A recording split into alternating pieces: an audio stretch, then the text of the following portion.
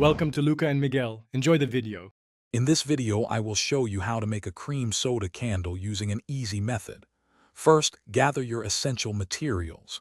You will need about 8 ounces of soy wax flakes, a pre-tabbed wick, and 1 ounce of cream soda fragrance oil. Also, prepare a heat-safe container, a double boiler, a thermometer, and a stirring utensil. Having everything ready makes the process smooth and enjoyable. Now let's melt the wax. Place about 8 ounces of soy wax flakes into your double boiler. Heat the wax gently, stirring occasionally until it becomes a clear liquid. Keep a close eye on your thermometer. We want the wax to reach 185 degrees Fahrenheit. Once it hits that temperature, remove it from the heat and carefully stir in 1 ounce of your cream soda fragrance oil. Next, prepare your container.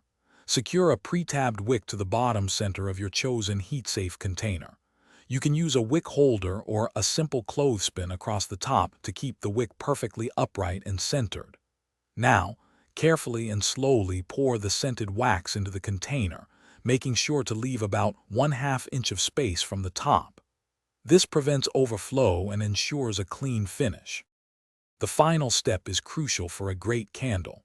Allow your newly poured candle to cool and cure undisturbed for at least 24 hours. This curing time helps the fragrance oil bind properly with the wax. Before lighting, remember to trim the wick to about 1/4 inch. This ensures a clean, even burn and a longer-lasting candle. Now, you can light it up and enjoy the delightful, sweet aroma of your homemade cream soda candle. Thanks for watching and please subscribe. It's the best investment you'll ever make.